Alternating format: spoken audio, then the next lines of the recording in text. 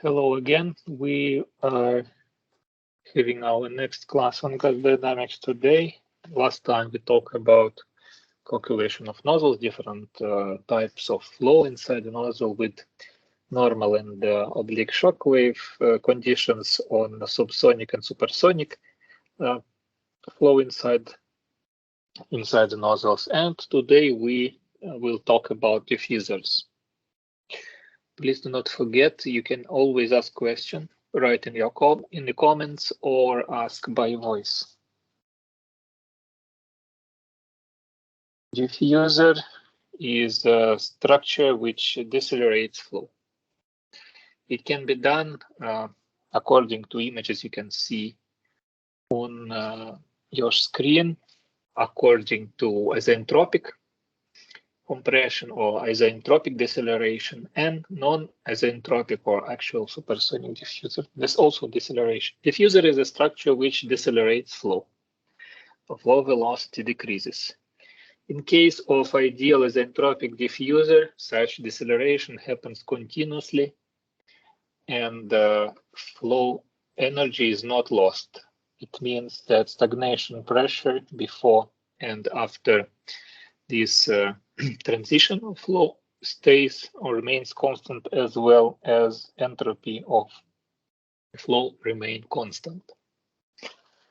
Such ideal isentropic supersonic diffuser, which you might see on the figure A, must have a special shape, so shock waves would not appear. How to create, how to calculate such kind of diffuser we will discuss later in method of characteristics and linearized supersonic flow.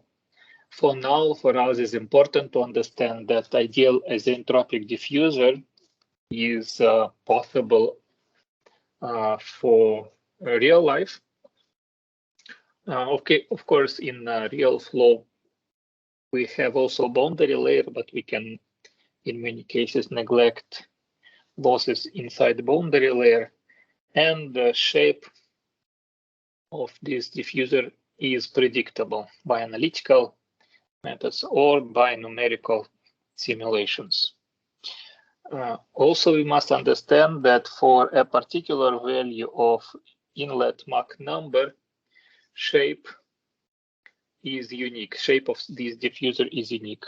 If we change inlet Mach number, we must change shape of this diffuser.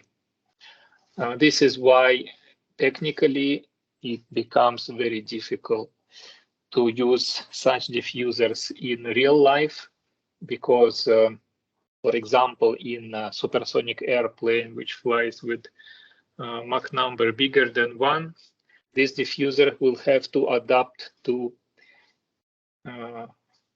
variable inlet or flight Mach number. In real life, this adaptation of solid structure is not an easy task. It's quite difficult because this shape of isentropic diffuser is not linear, so it must have many actuators or points of control of geometry, and this practically is extremely complicated.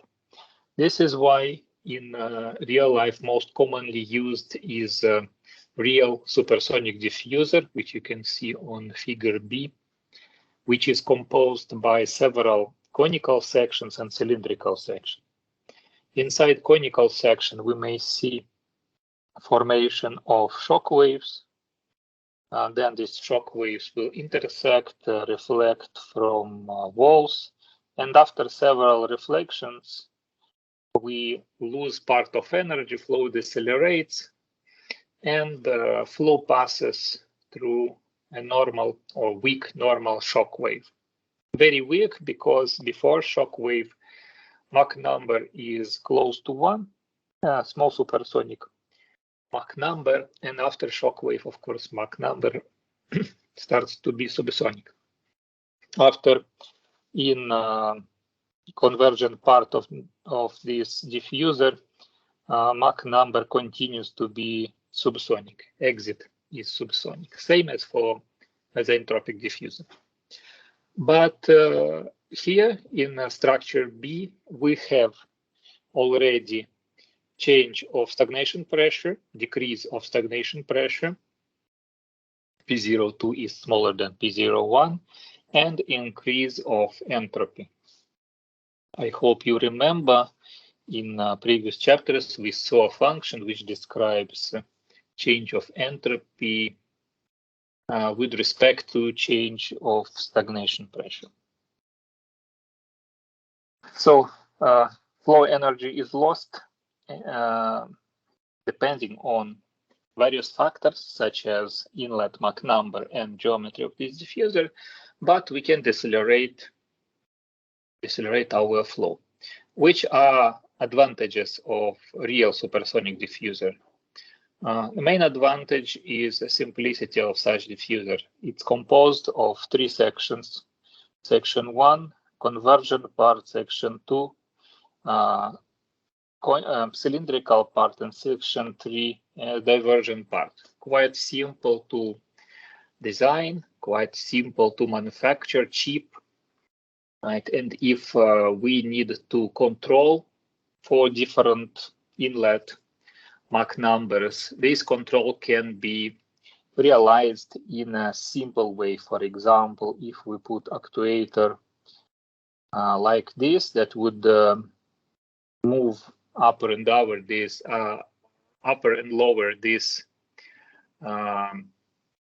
point. We just need 1 degree of freedom or 1 actuator to organize more optimal deceleration of flow with respect to inlet Mach number.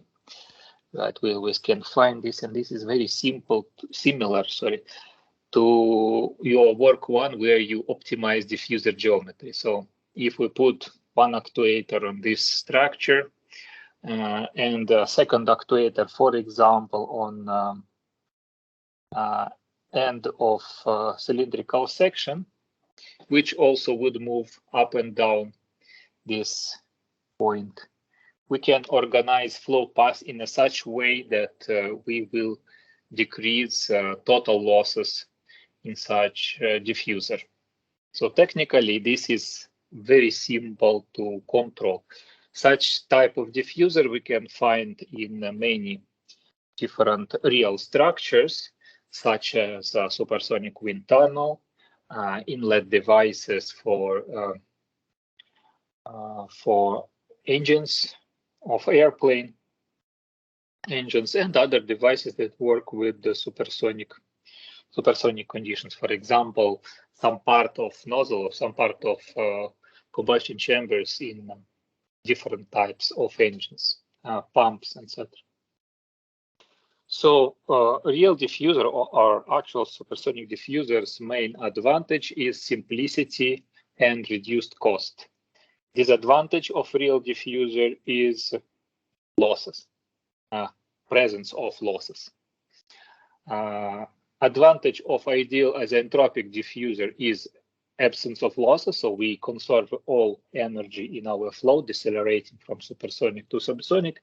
And the main disadvantage of this ideal isentropic diffuser is extremely high cost, high manufacturing costs, complexity of manufacturing, and complexity to control optimal operation of such supersonic diffuser, because for each different inlet Mach number, we need to change significantly the profile of such diffuser. Okay, diffusers, I hope it's clear. Advantages and disadvantages, same thing, same information we might find in our textbook. So then after we discuss different types of diffuser, it's a section of wind tunnels and different approaches to test aerodynamic bodies in supersonic conditions. The simplest way to organize such a test in supersonic flow is to accelerate flow with the nozzle. And this nozzle exhausts to atmosphere with the 1 atmosphere ambient pressure. If we would like to organize a uniform flow which has constant outlet velocity, so constant velocity field in inlet to this test section, we know that theoretically our exit pressure PE should be equal to our ambient pressure PB. Since we exhaust to atmosphere, it means that our ambient and the nozzle exit pressure are equal to just 1 atmosphere. Because of this, we have a limitation, is impossibility to provide tests for different pressures than 1 atmosphere. There are also another disadvantages we will, or let's say issues we will see very soon. For example, on figure 18, we might see such a structure, nozzle exhausting directly to the atmosphere. In such case, we have to choose our testing Mach number. If we need to test our aerodynamic body at Mach 2.5, we must provide a nozzle with the characteristics that accelerate flow until this Mach number. We remember, according to theory of nozzles, that shape of the nozzle directly impact on exit Mach number. So if we already define this test value, 2.5 times bigger than speed of sound, then we need to manufacture a nozzle which supports such Mach number. According to area Mach relation, which we know, area ratio between throat and exit section can be calculated since we are exhausting an air, right? Can be consulted in Appendix A from the book as entropic flow relation. We might find that there is a strict value of relation between exit section and the throat. So we must have specific nozzle with specific shape to test with the specific Mach number. If we would like to choose another Mach number, we must change completely nozzle from one to another. We cannot influence by any changes of flow properties inside the tank. For example, here there is a tank with high pressure or pump. Changing these conditions here in the pump, we will never change exit Mach number. As you remember, M is a function of area, or speaking more correct, is a function of area ratio. So since pressure does not enter in area Mach number relation, we can provide only one Mach at the exit for single nozzle. For example, if we test for Mach 3, our nozzle will be different. For Mach 2, our nozzle will change one more time, etc., etc. So what will happen if we change not a nozzle, but we change conditions inside our feeding part or tank or compressor, any equipment which provides high pressure, high temperature, probably high density flow? We know that since flow in such structure is isentropic, we have also always a relation of pressure. So pressure on the exit is a function of Mach number and stagnation pressure. Stagnation pressure is constant everywhere. Here in the tank, Mach number is 0, so pressure in the tank is equal to stagnation pressure. So changing pressure inside the tank or inside compressor feeding line, we can change only pressure at the exit. And here is our restriction, that pressure at the exit we must keep equal to ambient pressure. What happens if we do not satisfy such conditions? We already saw in our previous lecture, for example, if pressure at the exit would be smaller than ambient pressure, we will start to have shock wave, an oblique shock wave, and then probably normal shock wave, which would impact on our test section and would destroy completely quality of test. So we must have exactly exit pressure equal to ambient pressure. This is why we must control effectively the stagnation pressure inside the tank, and we have no choice about choosing such a pressure. It must be compatible with the geometry of nozzle and must be compatible with the exit pressure, atmospheric pressure.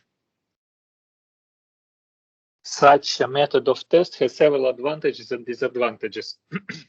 First of all, main advantage is simplicity. To provide test in supersonic conditions usually is very expensive. Such structure provides us the simplest possible structure. So what we need just a huge tank. We need to pressurize this huge tank with the pressure of known value. Then we must provide an isentropic nozzle. Isentropic nozzle means profile should correspond to isentropic flow. How to profile nozzle we will speak in following chapters and following lectures. And when we have these components, tank pressurized with the nozzle, we can provide our test at Mach number we specify. So these are advantages that it's theoretically simple. Theoretically, in real life, it's not so simple as it looks, because if we organize test in a such way, probably we will we will need to use a lot of air.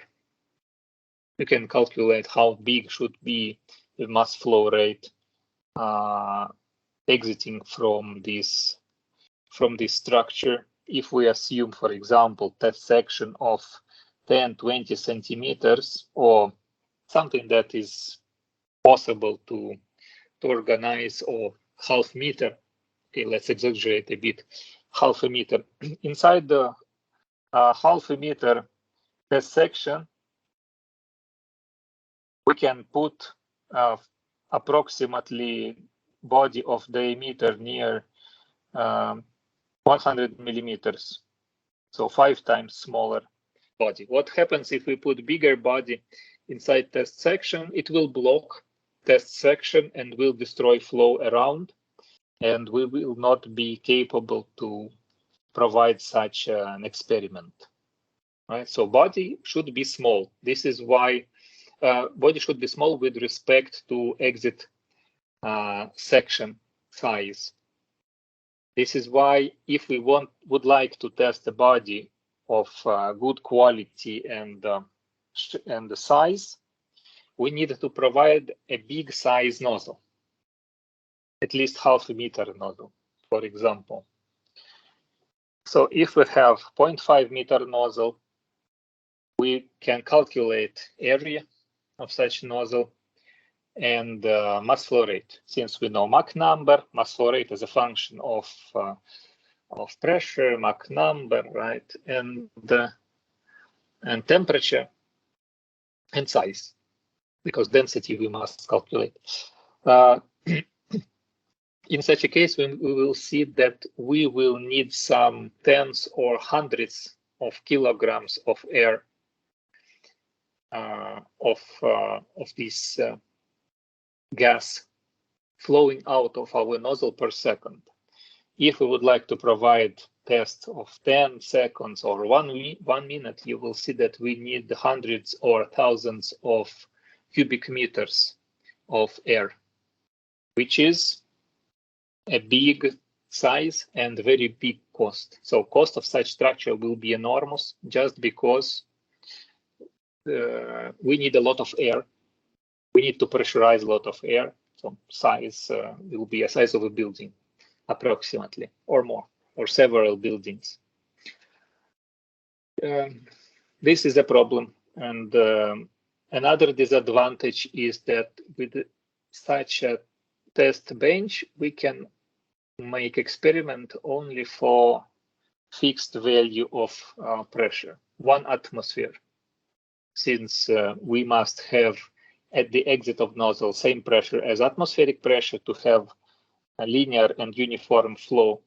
At the exit section, we can test only at single pressure. If we would like to test, for example, hypersonic flow, which happens in high altitude, low density atmosphere, we cannot provide such a test on this type of wind tunnel because we cannot create conditions of low pressure. And also, we cannot make a hypersonic test because nozzles or exit Mach number from any nozzle will not have hypersonic flow. I think some realistic Mach number of test is limited, probably by Mach 3. So we cannot create much higher value of Mach number than Mach 3 using such a nozzle. Because in a case of high Mach number, exit Mach number, we must have a huge nozzle with extremely high pressures inside tank, which are very expensive and very difficult technically to create. So we are limited by testing Mach numbers from Mach 1 to Mach 3 approximately. We are limited by pressure. We can test only according to our ambient pressure. And these are limitations, these are disadvantages. And we are limited by cost and size, because to test for some considerable time, it will be extremely costly. To overcome some of such disadvantages, there are other types of wind tunnels, more common wind tunnels. So let's see the next one.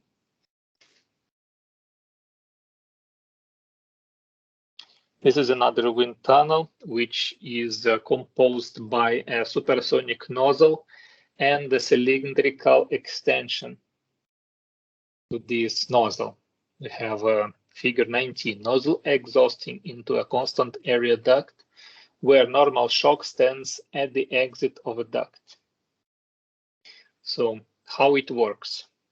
We also have a high pressure input to this nozzle inlet by a high pressure tank or compressor or any other source of mass of air. Then such flow due to pressure gradient accelerates inside our isentropic nozzle until some point. Then until point where our geometry starts to be constant. In the constant section of this duct, we have a test. We can perform our test. For example, we put our conical body, right, which would produce some flow structure we would like to study. And then there is an exit. At the exit of such cylindrical section, we organize such conditions that create normal shock wave. Okay, can be seen here, normal shock. After this normal shock wave, pressure starts to be equal to ambient pressure, and flow is parallel to test section everywhere. Since pressure is equal, there is no gradient in radial direction, and the flow is just parallel, horizontal. Okay. In a such structure, we might see that in test section we receive pressure smaller, test pressure smaller than ambient pressure.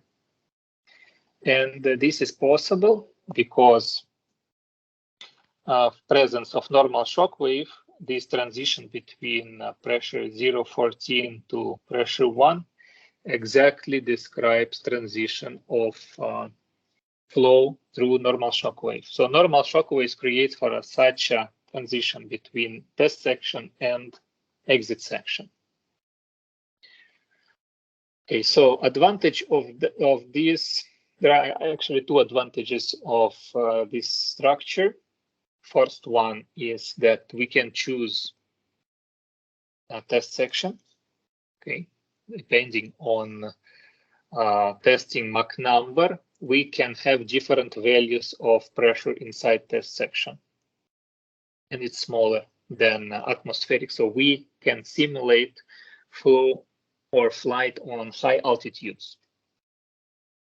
But we must remember that also this test section has a strict relation with the test Mach number.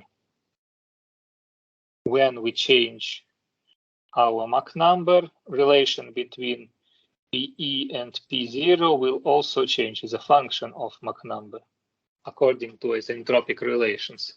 So we must also control stagnation pressure to correspond such expansion. Okay,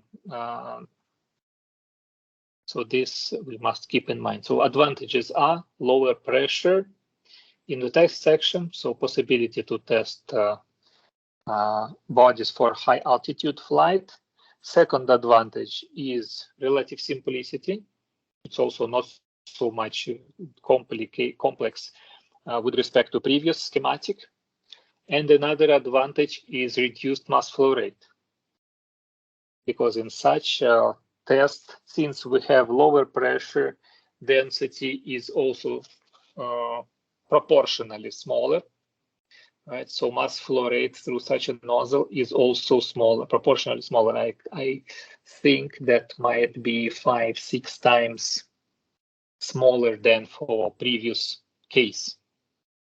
So can significantly reduce total size of such test structure and proportionally reduces total cost of such structure. One complexity or disadvantage that we might see here is it is difficult to keep, for my opinion, it is difficult to keep a normal shock wave on exit section.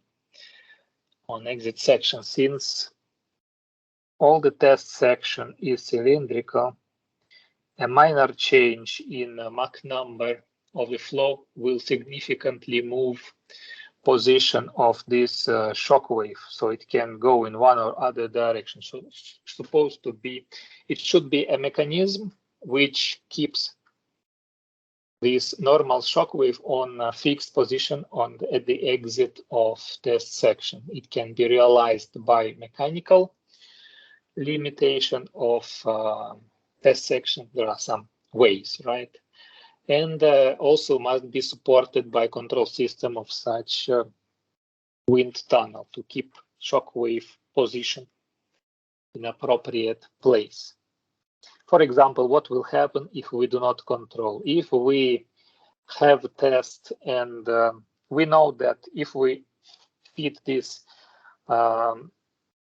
tank from high volume but limited volume of air, pressure will start to drop with time. This is pressure, this is time.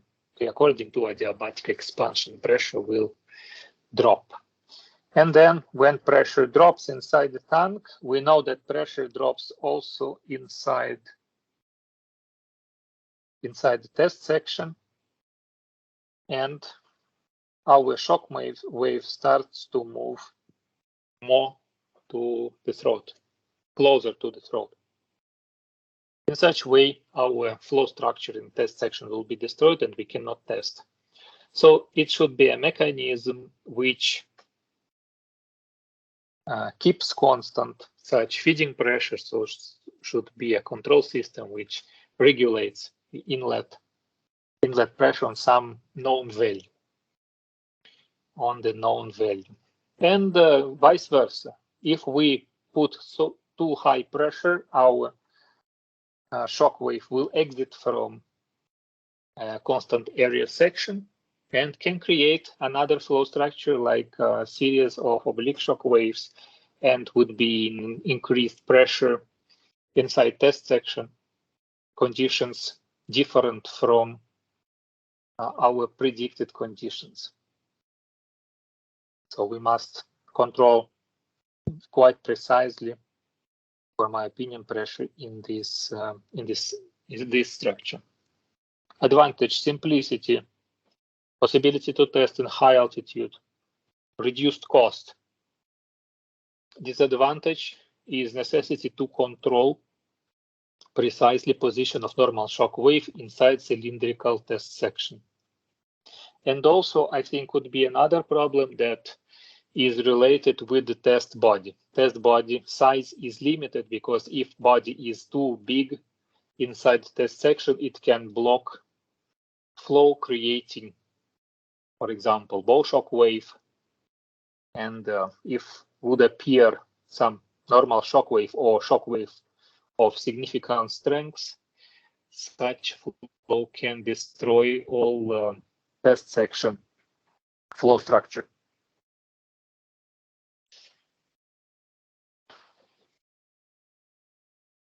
I hope it's clear. Please let me know if you have questions or comments.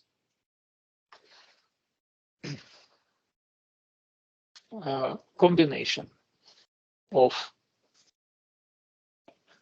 nozzle and diffuser opens to us a possibility to test in conditions which we would like to create, not limited by ambient pressure, not limited by just by nozzle conditions. In case where we must have independent Mach and pressure in test section, we must combine nozzle, cylindrical test section, and diffuser. Nozzle for us accelerates flow.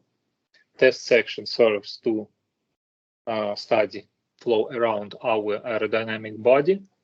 And diffuser adapts this supersonic flow to exit from a wind tunnel. This adaptation is required because we need to have independent test pressure from ambient conditions.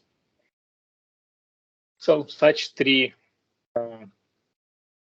segments of supersonic wind tunnel are required to provide a desired flow conditions.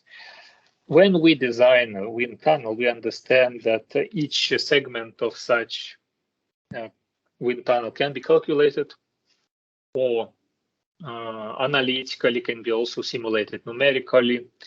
And from an analytical point of view, there is a relation which you might see on the formula on the bottom right part of your screen, describing relation between throat on the diffuser, AT2, and throat in the nozzle, AT1. We know that ratio of these areas should be reverse proportional to ratio of stagnation pressures. How to calculate ratio of stagnation pressures is according to a shock wave theory, right? Because drop of stagnation pressure probably will happen because of two reasons.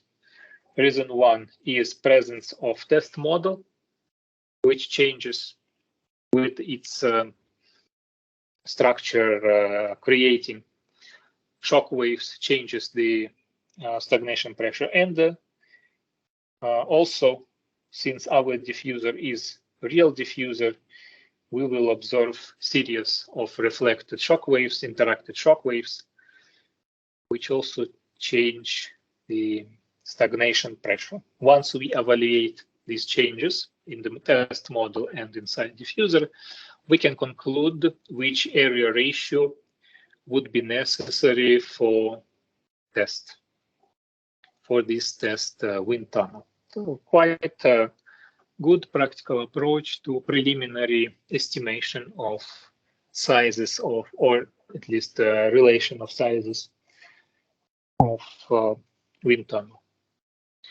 Must remember that real wind tunnel is different from theoretical, right? So it's also very important to provide numerical simulation and experimental studies to build such structure, to account on presence of shock, not just shock waves, but also boundary layers and interaction of shock waves with these boundary layers. Okay, I hope it's clear. Please don't forget about asking questions.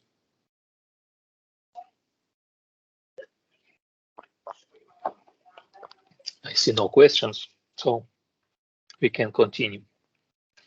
Real case, viscous flow, shock wave, boundary layer interaction inside the nozzle. We already saw previously one case of interaction of shock waves with boundary layer inside diffuser, right?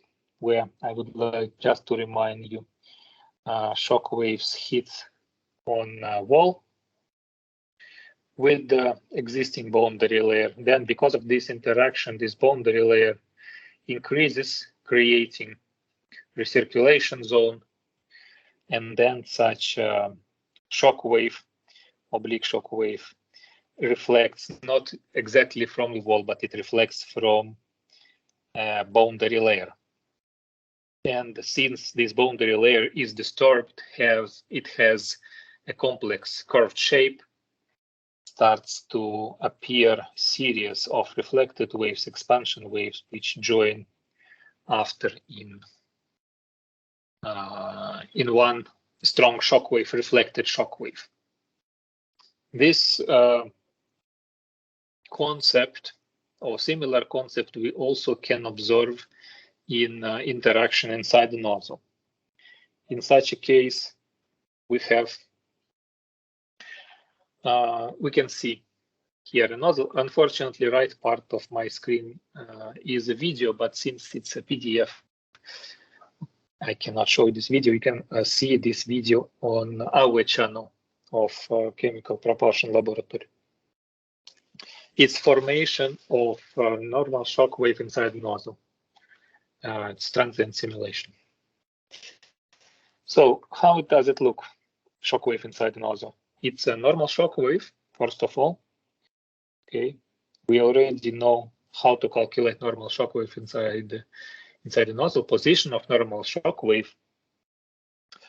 Such calculation or method of calculation I showed on previous videos, which you can see. I think it was about questionnaire on gas dynamics. And with respect to theoretical calculation in real normal shock wave, we have differences. Main difference is so-called lambda shape. It's there are two legs which are placed on the nozzle. They are actually formed by oblique shock waves, two oblique shock waves. Oblique shock wave starting from the wall, and then it joins with the normal part, normal shock wave.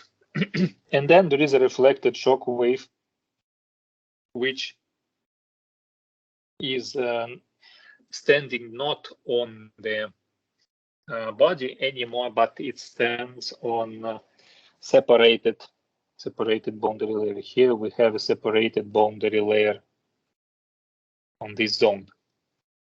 Separation of boundary layer happens and flow structure in such case starts to be completely horizontal, right? Before shockwave flow goes according to shape of our nozzle. So repeats shape of the nozzle is not horizontal, it goes in all direction according to this nozzle direction, and after shockwave flow is horizontal. Of course, separated boundary relay serves for us as a streamline and serves for us as a limiting wall. Let's say it works as a wall of a nozzle. Since flow is always parallel to the wall, we know that it will be horizontal. We can observe this also by experiments. Here, these pictures are from our book. They also were taken inside the book from external reference. From NASA, we can see formation of shock waves inside the conical nozzle. Let's see closer what happens in each case. They are different. These flows are different because different reservoir to or exit to reservoir pressure ratio. Okay, it has different values. It means that inside the tank, pressure is changing. How is changing? First, it's small tank pressure, then it's higher. In picture A, it's smaller. Picture B is higher. Picture C, higher. Picture D is the highest tank pressure, and the position of shockwave inside is different. Let's see first two closer. So when pressure inside tank is smaller, we can see this shockwave here. Okay, I will just mark presence, but I think it's visible on your screen as well. And this lambda, two legs on each side of the wall. Lambda is, because it looks like Greek letter lambda. This is why it's called lambda shockwave. Okay, one leg of this lambda stays on exactly on the wall. Okay, because boundary layer at this zone is very thin, so we cannot determine thickness. This is why it looks like it stays on the wall, but in real, it stays on very, very thin boundary layer. On the other side, reflected shockwave, it stays on separated boundary layer. So because here we already can see that this turbulence, okay, this region here. So shockwaves, it doesn't stay exactly on the wall.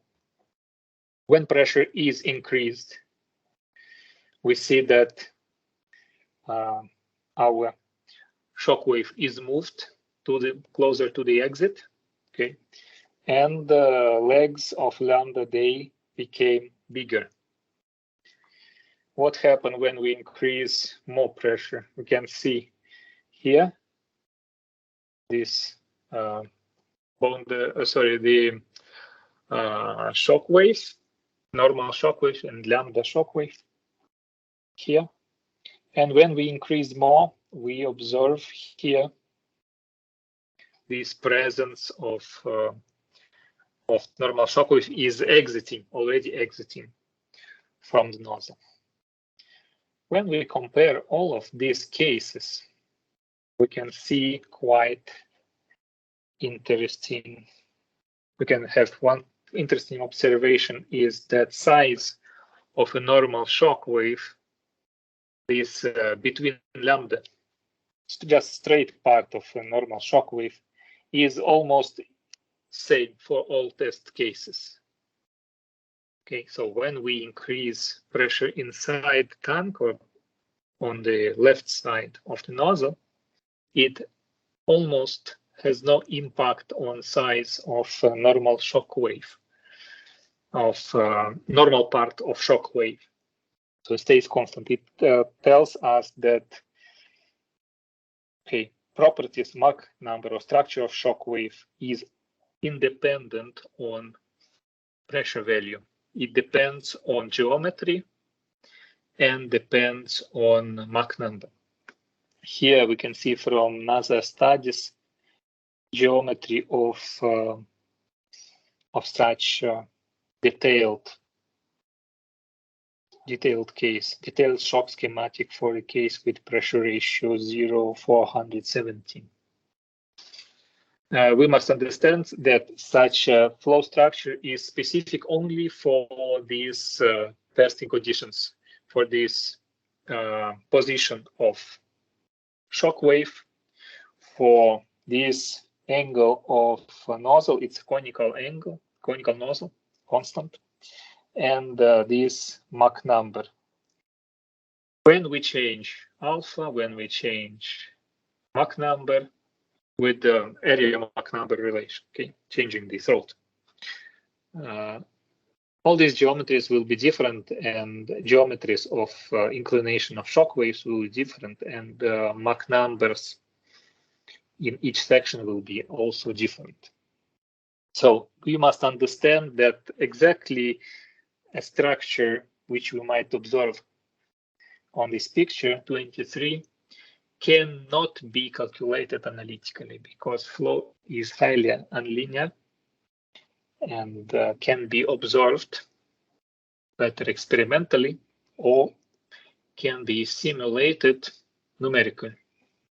We have several works on numerical simulation as a result of our research and the result of a previous student TCC studied such a process. I think it's very interesting to obtain such flow picture numerically and compare with experiments. Of course, we cannot provide experiments right now, but we always can simulate and make validation of our simulation with available experimental data.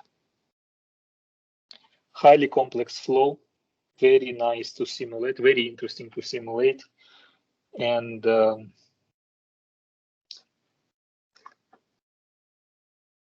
it looks great when it converges with the real flow inside the real nozzle.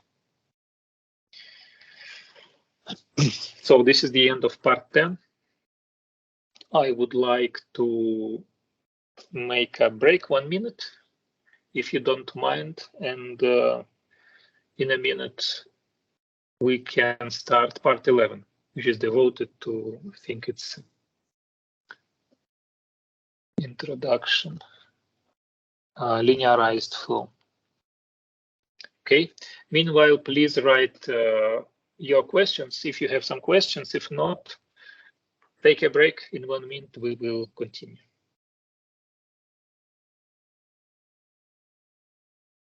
I will take a glass of water and I will change my slides to next chapter.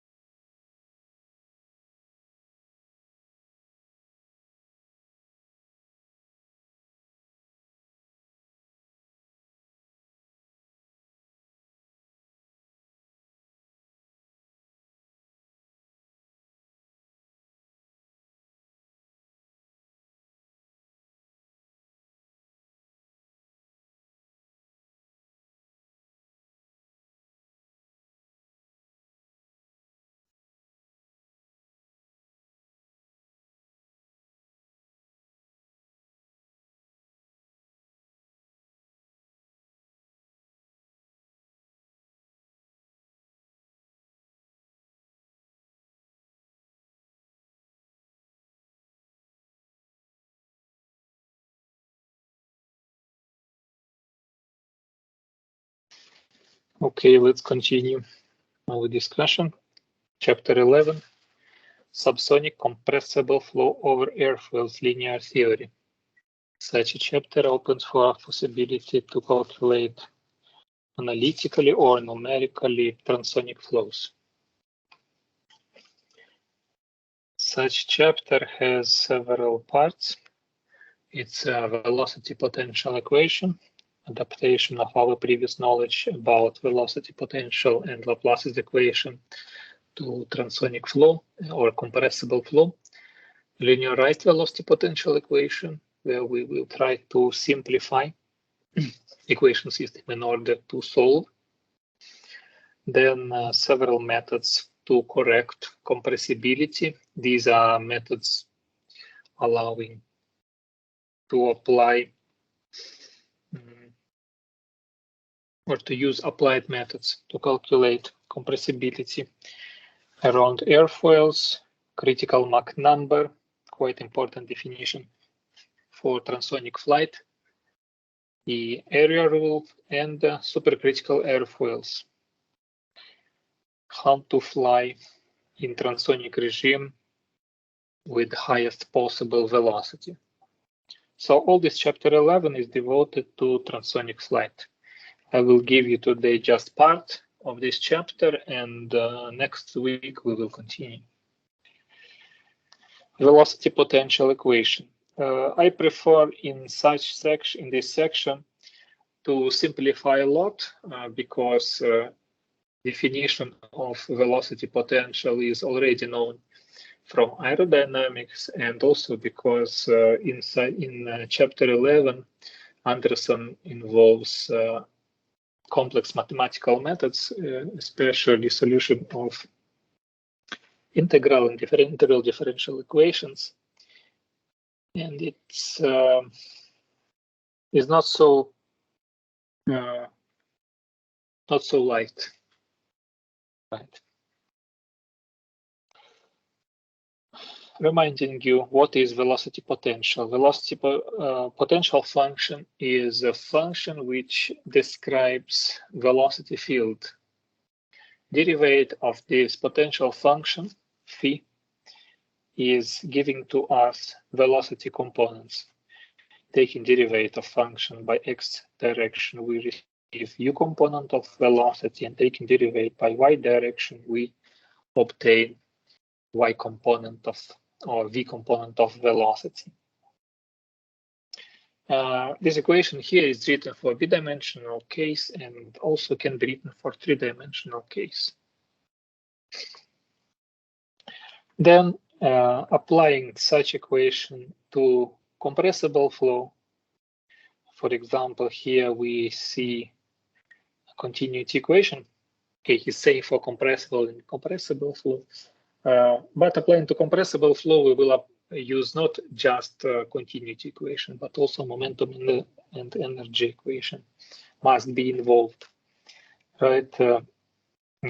Rewriting this continuity equation 3 in non-divergent form, equation 4, we just open this complex derivative and by x direction and open complex derivative by y direction.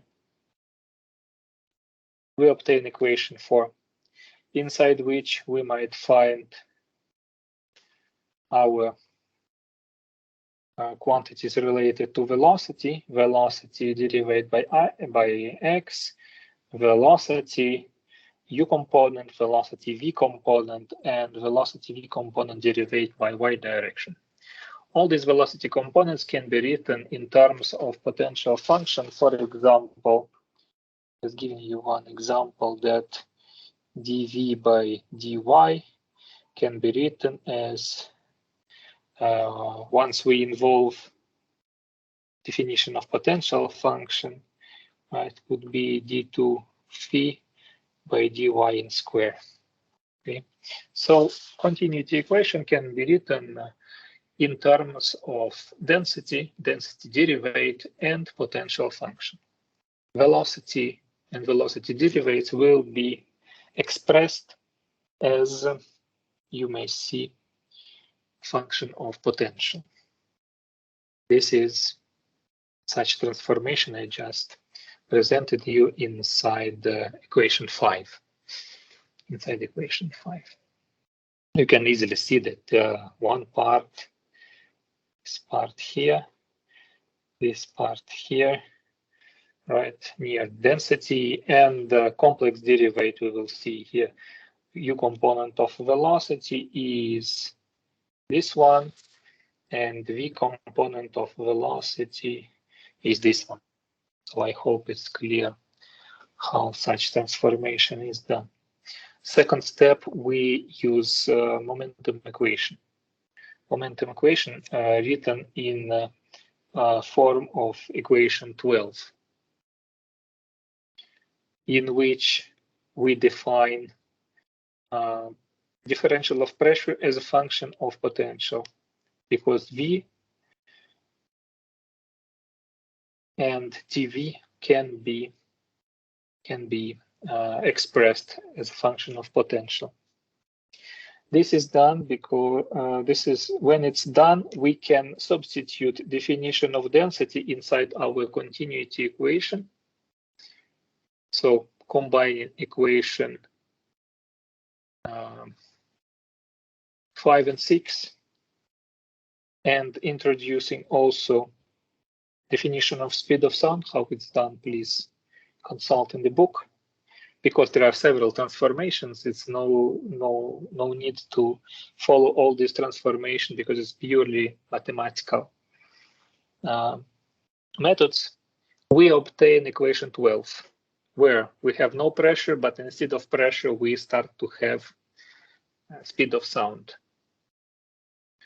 We start to have speed of sound. And potential function. Equation 12 is a combination of momentum equation 5 and momentum equation 6 and continuity equation 5. Combine two equations here. We see the following unknown: speed of sound and potential function. Just two unknown introduced inside this equation. Yes, there are two unknown because we combine two equations, so cannot get just one unknown. To obtain a complete set of equations, or to have same number of equations as number of unknown, we will use our energy equation, which gives relation between two independent, not independent, sorry, two distant points in space. For example, stagnation point and any other arbitrary point. Sorry, my formula here, it has some, I think I copy with the error, so this is one.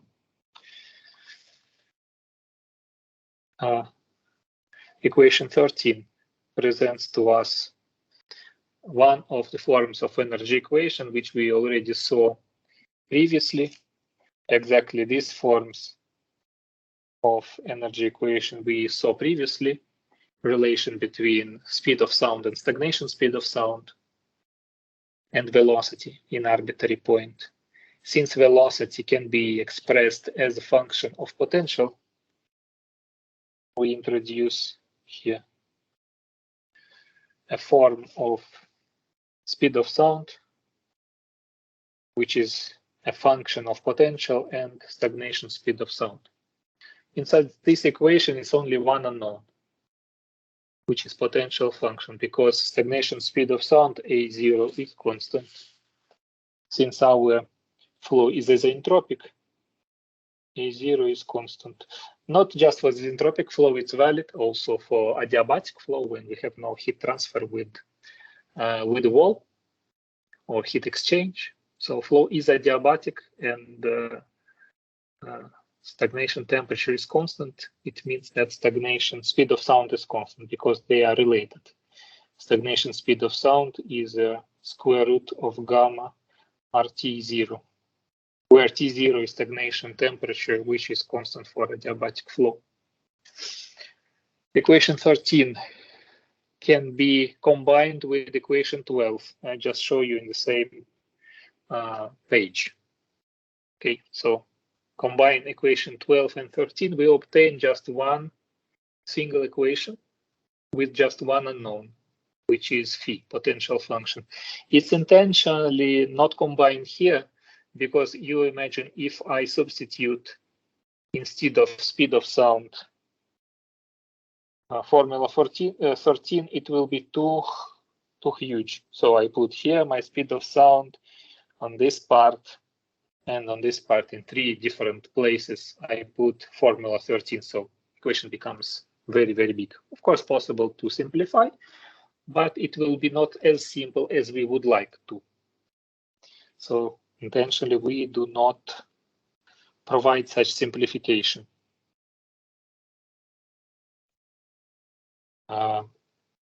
Equation will be very complex, but it will have just one unknown, our potential function. Since it's one equation with one unknown function, it's differential equation, nonlinear differential equation in partial derivatives of second order, it can be solved, not analytically, but numerically in general. To solve this equation, of course, we will need to define boundary conditions. Our boundary conditions for such flow as flow around airfoil, I hope you remember. There are 2 boundary conditions. Boundary condition on the far field, we have infinite velocity and constant everywhere. So condition number 1 is V infinite on the infinite distance. And condition number 2 is flow on the wall is parallel to the wall. So tangential component at any point on the wall is equal to 0. So these 2 conditions are implemented mathematically in different forms.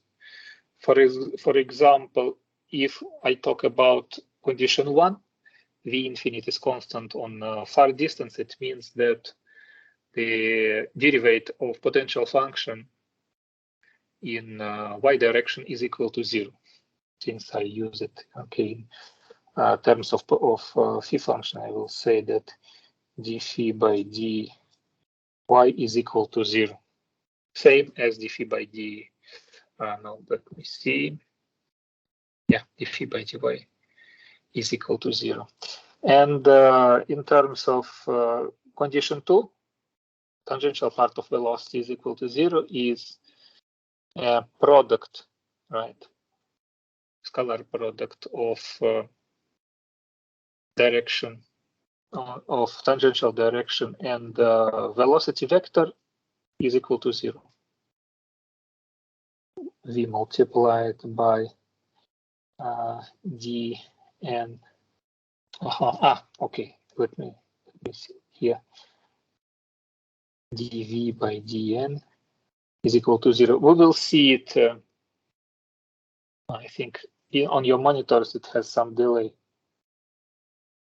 Once we define in such a way our on the wall is equal to 0.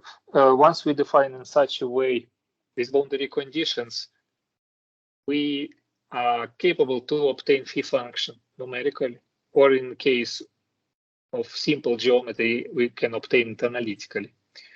Once phi function is obtained, because it's the only unknown function in the equation, we can take a derivative and calculate components of velocity, u and v components first. Second, knowing velocity components, we will calculate speed of sound, a, right, from equation 13. Knowing speed of sound and velocity components, we calculate Mach number, and then other thermodynamic properties also could be obtained because we know stagnation properties and they are constant. Our flow is considered as entropic, okay, and obtained from stagnation parameters obtained from free stream conditions on far field undisturbed. Such a simple algorithm allows us to obtain all flow structure around aerodynamic body of any shape. In such case, just bidimensional, but for three-dimensional is absolutely same logic, but more complex from computational point of view. And not just flow structure, but also thermodynamic properties. Limitation for such method is isentropic flow. So we can approximate to transonic conditions, but exactly transonic flow will be impossible to calculate. I would like to remind you that transonic flow is the moment where on airfoil will start to appear supersonic conditions or shock waves attached to the wall of airfoil or to the wall of aerodynamic body. Such flow with such structure we cannot calculate by this model because it's not isentropic anymore. But until moment before these shock waves start to appear on aerodynamic body, we can calculate, and we can calculate exactly the moment when transonic flow starts. And this would be essential for our future discussion.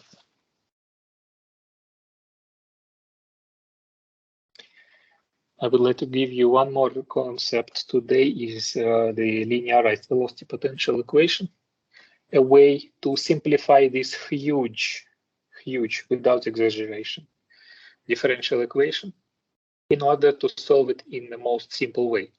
This equation was developed long time ago, since 1930s, 1940s, so 80 years ago, more or less. And people were always trying to simplify this equation to solve it. This equation has essential meaning for aerodynamics and for gas dynamics because it allows us to calculate airfoils and wings for flight in compressible flow inside transonic and compressible flow or close to transonic flow. So it was very important in first, mostly in Second World War, to calculate airplanes that would fly faster than other airplanes. Prandtl helped to create this theory, as well as many other scientists at that time. Prandtl was a German scientist. I would like to remember you. He worked for we know whom. So the concept to simplify this huge equation is based on small perturbations. What are small perturbations? What are perturbations by itself? The concept of perturbation is the following, that we can consider flow and around any aerodynamic body as a superposition of two velocities. Such a velocity in u direction, for example, is composed by infinite velocity, which is considerable, a big value, and a small perturbation with just change inside the flow field. And this change is called perturbations.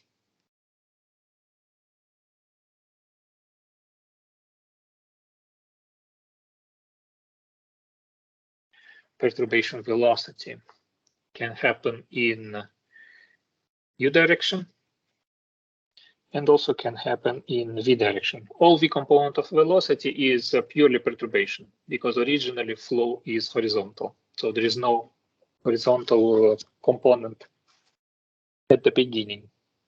When we split our velocity in two parts, part one, which is v infinite, and part two, which is just changes, we see relation between them. We understand that v infinite is always much bigger than perturbation. For example, I will write here that v infinite is much bigger than perturbation u component, and v infinite is much bigger than v component perturbation. In such case, we will be capable to neglect small quantities with respect to big quantities and not losing accuracy so much, just a bit, but significantly reducing complexity of equation. Having this perturbation velocity, we also perform velocity potential in the same concept.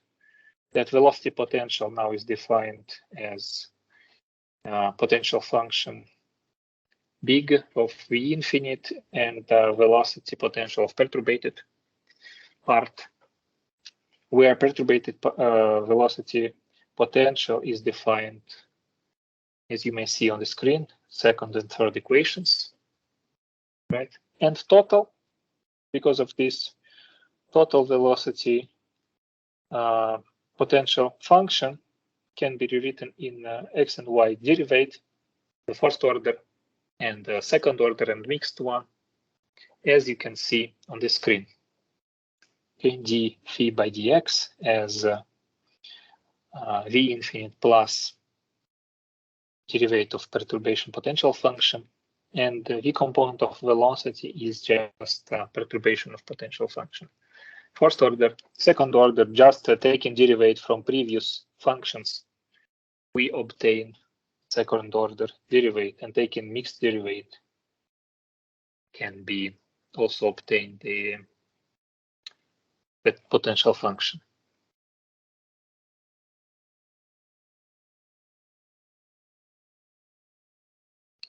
Just a moment.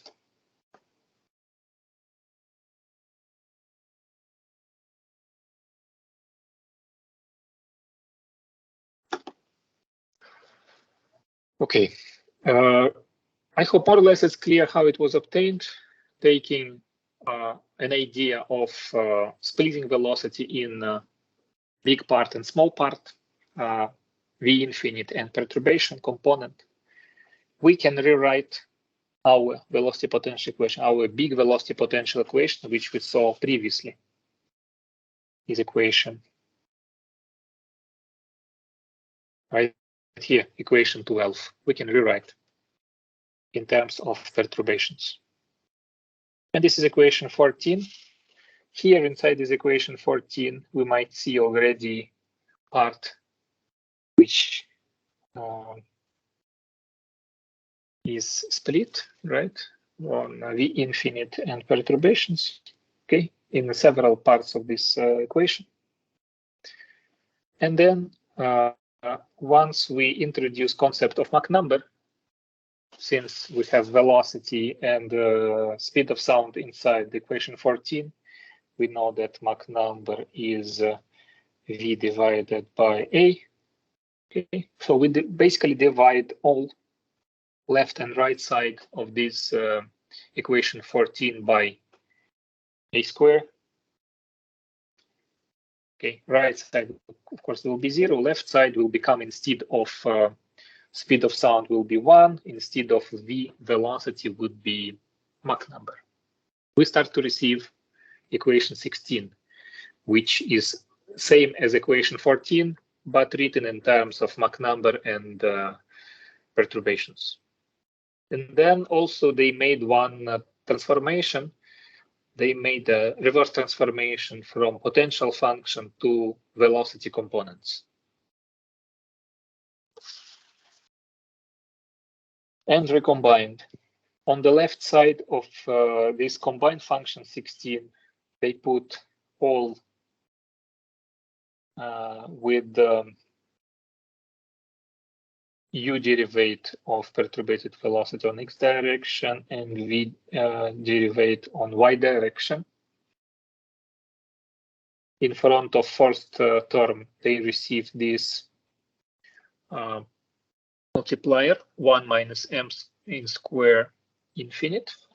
And on the right side, they combine all the rest. Grouped near m infinite in square in front of each term, and finished by also disturbed velocity on x direction derivative and disturbed velocity on y direction derivative. All the rest is on the right. Then after such combination, Anderson shows that all right part of equation 16 is close to 0. We can see it by several examples. For example, just let me change the color. For example, this ratio right here, we divide small value by big value. Of course, it's close to 0.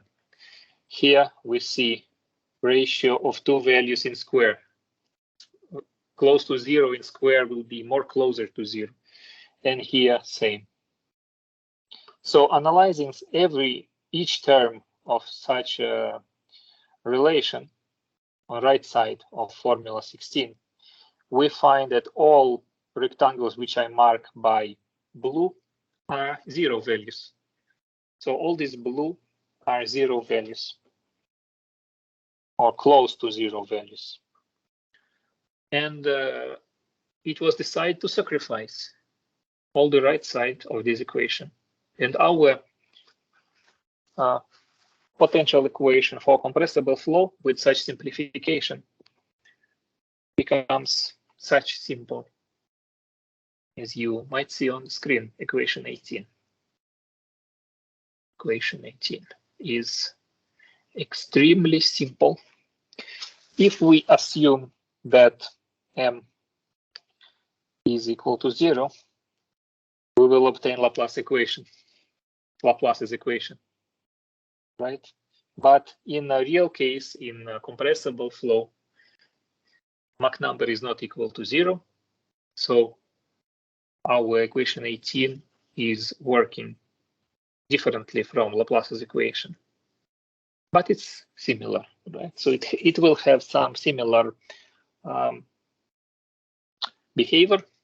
It's not exactly Laplace equation, but as close we to incompressible flow, this equation becomes closer and closer to Laplace's equation. As close we are to more compressible flow with higher Mach number, the influence of x direction of potential function decreases because term of 1 minus m infinite and square becomes smaller and smaller, and the perturbation in y direction, they become more and more important. Such equation is very nice. It was one of the main advantages of School of Prandtl when they developed their theory. And with such equation is much easier to work and solve it. Unfortunately, not analytically, but possible to solve this equation numerically, allowing us to develop methods to calculate analytically a compressible flow around aerodynamic bodies. There are some consequences from this equation. Not exactly from this equation, just from already known aerodynamic relations combined with the theory of small perturbations. For example, as you already know, equation 21 and 22 we already had before for dynamic pressure and pressure coefficient at any arbitrary point. And introducing to isentropic flow theory of small perturbations, we obtain equation 26 and 27, which express for us ratio of pressure and temperature static for infinite conditions and for any point where we are interested to calculate. So once we will solve this equation 18, we will find phi function numerically, let's say. We can obtain numerically also perturbated velocity, u and v components, and we can obtain temperature and pressure distribution based on our calculations. So analytically according to this formula. And also introducing this solution to definition of pressure coefficient, equation 22, we can see that pressure coefficient at any arbitrary point inside compressible flow can be calculated in a very nice way. That pressure coefficient is equal to double of is negative and equal to double of u component of velocity perturbated divided by infinite component of velocity or infinite velocity. Okay, at this moment, I would like to finish today's class, and please let me know if you have some questions about our today discussion or my today presentation. Next time, we will see a very interesting and important question: how on practice were solved these equations, how equation 18 could be used in a practical way with different corrections, with different approximations. And then we go further on our discussion in transonic flow. So I'm expecting your question. Please ask if you have.